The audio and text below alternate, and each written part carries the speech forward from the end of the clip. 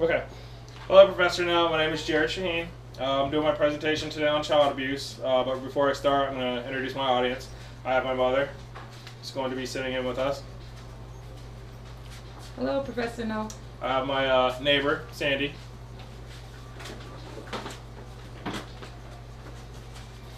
Hello. And my other neighbor, Marcia. Hi. All right, thank you. All right, now let's go ahead and begin this PowerPoint here. All right, just a few facts I'm going to start off with. In the U.S., more than 4 children die daily due to abuse and neglect. Most of them know who their attacker is. Also, most of them know that some of them are family members and friends of family members. They are close to them. There are 3 million cases that are reported every year in the U.S. Moving on to some history in the child abuse. It goes way back, way back, maybe in the prehistoric times. Back then, kids were looked at as property for the families, and I guess punishment to teach them was more of a type of abuse where they beat the child. Where the laws didn't protect them, and I apologize for my canines over there. They're a little upset when I'm talking without them. But back then, the harsh punishment was necessary to teach and educate the children. And like I said, laws didn't protect them. But now today, we have laws that do protect them. It's better reporting for suspected abuse. More people will start to report that if there's any signs of abuse to a child. Children now do have a voice. Like I said, back then they really didn't have much of a choice or a voice to say anything. The law does protect the children a lot better now, to where they can actually be put into some homes and have an actual investigation done to them. Moving on to our next slide here. Now we have child abuse and child neglect. Is there really a difference with it? In fact, there is. Child abuse does cover sexually abusing, physically abusing, and emotionally abusing the child. While child neglect is denying the child of their basic needs of living. It's basically their medical, taking them to the doctor, say, maybe clothing them with not torn, clean clothes, feeding them with maybe proper food, nutrition and all, and just the basic needs of living every day. That's basically child neglect there. We're going to go ahead and move on to the next slide. We got children with disabilities. Now, they're more subjected to more abuse. The care for a disabled child is definitely more challenging than an actual, just a normal, not mentally challenged child. In order to, I guess, raise and teach a disabled child the rights and wrong, you must have patience. The parent or the foster parent must have the proper education, I guess you can say, to actually raise a disabled child correctly. And like I said, patience is definitely a need for this. They get abused by their own family, unfortunately, and others around them. And by the others around them, I mean, say they're in school. You got some maybe other adults that can abuse them, other kids can abuse them, and just other people outside of their homes, their own homes, out of their families. Now, real quick, kids with disabilities, it doesn't necessarily mean that they're in a wheelchair or that they are in a mental retardation state. Usually it could also mean that they cannot hear, that they cannot maybe have some type of proper speaking. They can't talk, basically, is what I'm saying. Or just some kind of like autistic or autism. That's a form of disability. It doesn't just necessarily mean that they are in a wheelchair or can't do some basic motor function there. Alright, moving on. Also, with kids with disabilities, they're nowadays they're kind of trying to keep the disabled children inside of their homes to where I guess they grew up at. maybe basically because that when they go outside, it's more likely, like I said, that they get abused by others. Foster cares and homes that are not trained to handle the special needs children. That is a definite big change there that needs to be done because of the fact when the disabled children are put in homes, when their actual families cannot take care of them, the foster parents cannot, I guess you can say, handle the disabled children due to the fact that they don't have the patience or the proper education or training on how to raise a disabled child. And it all comes down to the DCF as well, Department of Children and Families. They're not having the proper training. And we're going to go ahead and move on with that one. And we're going to move on to our first abuse topic, which is the sexual abuse. And we're going to go ahead and say that one there is a widespread problem. Sexual abuse is definitely a hard one for it to be detected due to the fact that the abusers normally threat or could usually threaten the victim child, and not telling anybody. Basically, they could be saying, don't tell anybody because of I'm going to harm you more than they already did, or harm their family, or harm something that means dear to the child. Basically, those small threats will cause the child not to say anything, and will cause the sexual abuse to go unspoken. Sometimes the child does come out, but it's usually something that's done for a while, and the child's just too afraid to say anything because they're afraid of their attacker.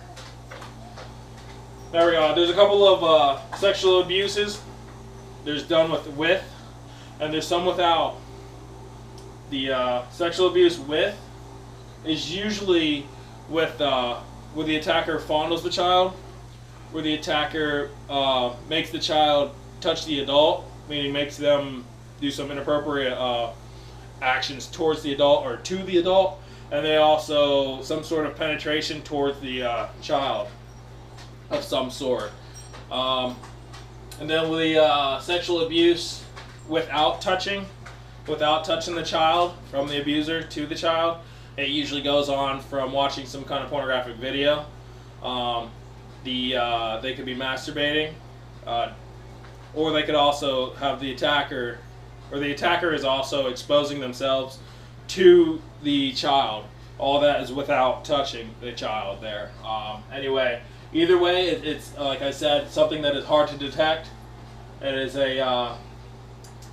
it's very sad when you think about it and when you look at it, because it's very sad for these children. All right, we're going to go ahead and move on to the emotional abuse, which is one of our second types of abuses.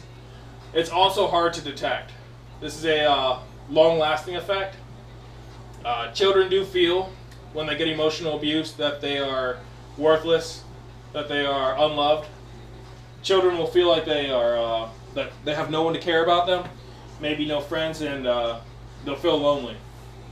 From their child state into their preteen to maybe even teens to even young adults to adults, they may even develop some sort of mental problems, and from a child all the way up to an adult, they may discover that there's other leads that are not really wanted, but it will soothe them and help them cope with the emotional abuse, such as drug abuse, maybe even alcohol abuse, and it just all goes into how they're being raised and how the emotional abuse is taking effect from their when it all started to them. They'll just grow into not having any friends and not being a part of any kind of social groups, and it just all leads to possibly becoming an offender themselves later on in their lives. Alright, we're going to go ahead and move on from the emotional abuse to our third one, which is the physical abuse. And now the physical abuse is definitely one of the ones that is more, I guess you could say they're all serious, but this one's more noticeable due to the fact that they have bruises, scars, marks on the child. As you can see in this first picture up here that I have, she's got some scratches, like her lip is may have been hit, maybe it's a busted lip, black eyes. It's very sad and very depressing that someone would actually go to this extent and actually do these types of things towards a child. Like I said, it is easier to detect. There are different ways that people do inflict damage and injuries towards these children. They do, the attacker or abuser can use their own hands. They can use objects such as a belt, maybe an extension cord. I know as I was growing up, my friends in school always said my mother beat me with an extension cord. I mean, as another child, I always thought, oh man, I hope that doesn't happen to me, in which I honestly said I was always veered away from that. They can also inflict some damage by, like, say, scalding hot water if their attacker throws it on them, or also puts them in it. Or they can even go to the low extent of taking a lit cigarette and burning it on the child, causing that kind of pain on them and such. And most of the time, the children do know who their attacker is, and it could be family members or some kind of friends of the family, depending on who it is and I guess the age of the children and who's doing it. All right. Also, we have the another type of abuse. It's called the shaken baby syndrome. This is a form of physical abuse. It's normally done to infants. The type of abuse is where you shake where an infant or baby is shaken, and it's basically jumbling up their minds and their brain, and it's taking everything out of this portion there. Usually the doctor's examination is what will detect the shaken baby syndrome. Usually the it sounds kind of confusing to me, but the doctor does his examination by looking, I guess, behind the eyes with whatever machinery, whatever kind of equipment that the doctor has, looking basically into their mind and seeing how everything is. If it seems to be jumbled up or somehow possibly shaken, causing it to be called the shaken baby syndrome, then there is a form of abuse there. They usually do not live after this is done.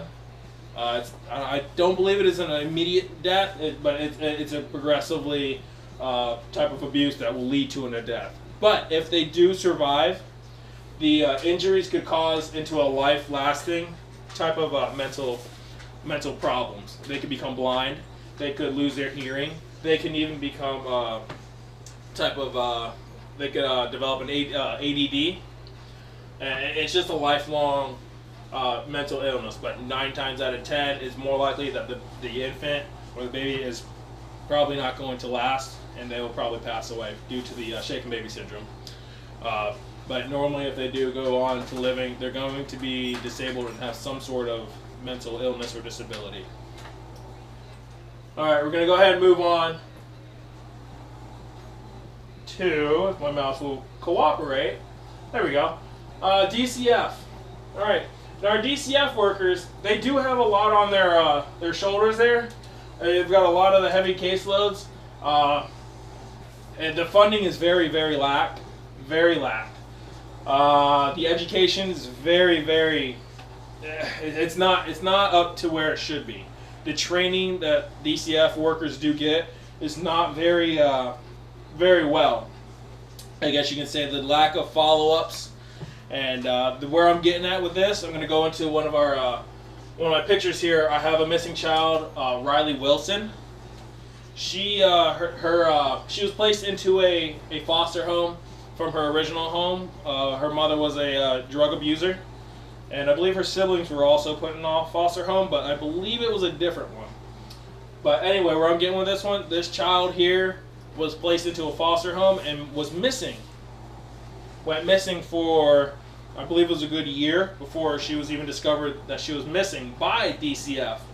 But what the caseworker that was supposedly monitoring this child, the DCF worker made false reports. Her reports on following up on this child they're all fake. She wrote false reports on this child and causing this child to lose her life. I believe it was the age of 4. It's very sad that a DCF worker who is supposed to be protecting this child and making sure that she's okay would allow this type of thing to happen and then make false reports on it. Very negligent of that DCF worker. Also, the mother who was watching this child was still claiming that she was watching her while knowingly that she was missing. The mother or the foster parent who was watching this was she had 10 different driver's licenses, I believe it was, from different states. She had multiple fraud charges, and I believe she had 10 different, or not 10, 747 different aliases, different names that all just didn't make sense of how she became a foster parent. How she became to slip through the cracks like that is very negligent of DCF at that point, because of the fact that the extensive background check that was supposedly done is not being done properly. I mean, if this one woman has gotten through, how many others are there? How many other children are missing that are not found yet, or that have been found passed away and dead? It's just very sad when you go and you just think about it. All right. See where we're gonna go at. Oh, also with the mother that was supposedly watching the child, she is now, I believe, incarcerated in jail for her actions and her crimes. But like I said, how many more is out there? It's not known until it's too late. All right, we're gonna go ahead and move along to the a couple laws here. And all sex offenders, they must register. That's definitely a must. And each of these laws here are they made each one stronger. Each one of them was stronger. And I can tell you, Jacob's here, and I do have a little guide here because each one they're all very strong as they go on. Jacob here has we still don't know who his attacker is. We don't know where Jacob is. He could still be alive, but he could be also dead. That there basically started where offenders must be registered. And then we're going to go ahead and talk about the Megan's Law, which also made the Jacob's Law stronger. Megan's story here is that she was lured into a home, promised a puppy, by a sexual offender that lived next door or a few houses down from her. And once they're inside to give her the puppy, she was then physically abused and sexually abused by the sexual offender. Now the problem is with that, why did they not know?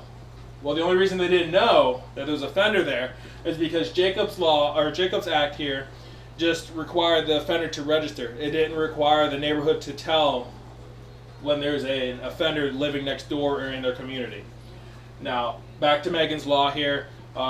She was also murdered there inside after the abuse has been done and the crimes that have been committed towards her from the abuser.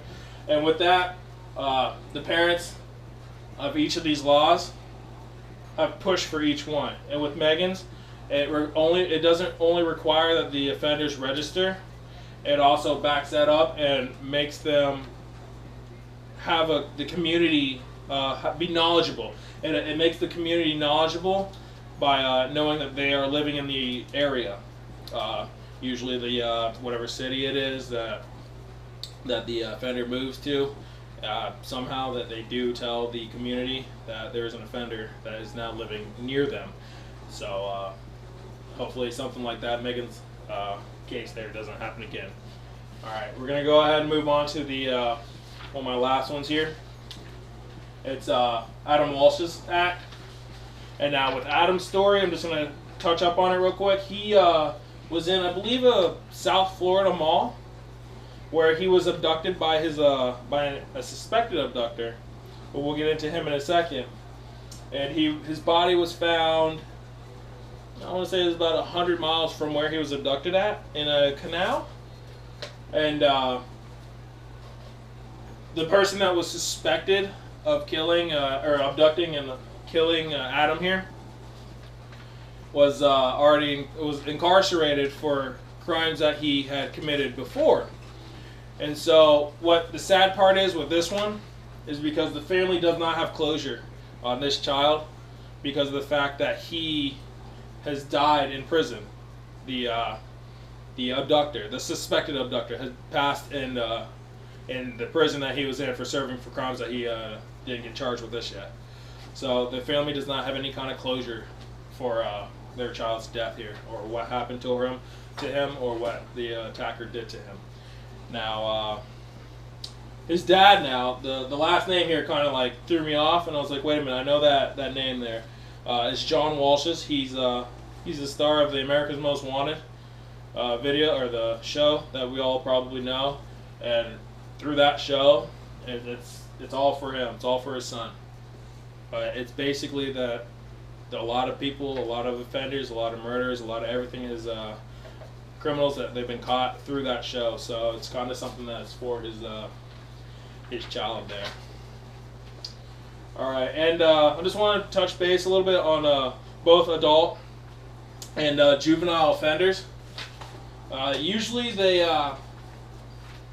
everybody that does commit these type of offenses towards somebody, like an adult, they must register. But I kind of have an issue, and I'm a little unsure on the juvenile registration of a sexual offender, due to the fact that, say, you have two teens, one younger female, say, and one older teen male. Say they become active, and they end up breaking up. Say the family and the female half, the younger half, doesn't agree with why they broke up, and they want to turn on the male teen. They can go ahead and turn around and turn this teen in and say he did so and so, or he sexually abused the female half. That there will cause the older teen male juvenile to be registered as a sex offender. I don't believe that should be how it is. It needs to have some sort of it needs to be revised a different way, due to the fact that that's something that can be an issue. Alright, we're going to go ahead and move on with these laws, and we're going to go ahead and move on to, there we go. Come on, we're almost done.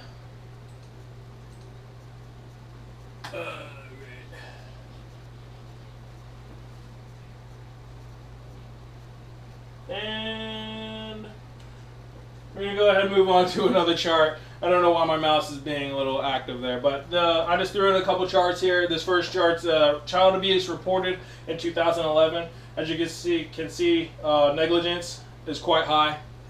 Physical abuse is the next, and then sexual abuse is the next, and then you have all the other ones. These types of abuses is just reported.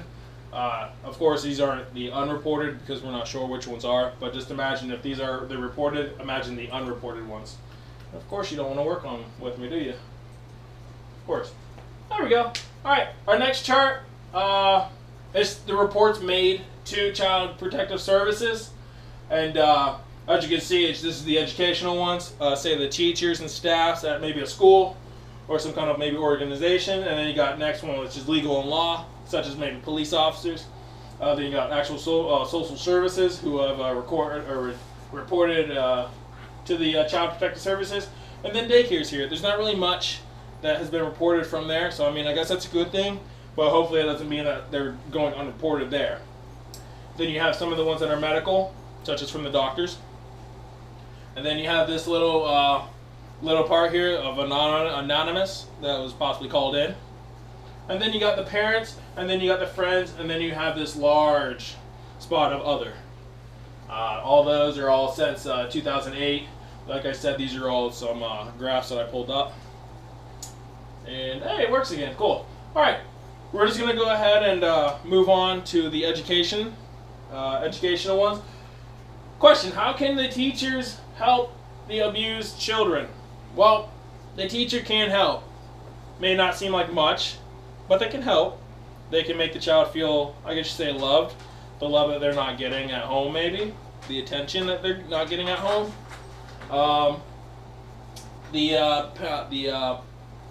The teacher can maybe clothe the student if they see signs of abuse, of maybe failure to, I guess there you go. Here's a perfect example for the child neglect.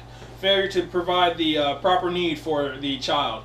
Neglecting to give them fresh clothes, clean clothes, I guess you could say feeding the child, and I don't know, just something small as like maybe even brushing their hair or cleaning them up a little bit. What the teacher can do to help, though, is where I'm getting. they can go and report suspected abuse. That's basically where I'm coming at with all this. The teacher can help by reporting the suspected abuse done to the children or the child. Also, we're going to go ahead and move on with a teen parent. Teen parents, this should not even be, due to the fact that the teens that are now parents, they're not even grown yet. They're nowhere near ready for a child. And you have teens going out there, getting pregnant, and having a child of their own. And sometimes, you know, because the teen's not really fully developed or have all their things needed, the child doesn't really come out to be fully well, which could lead to disabilities in the child.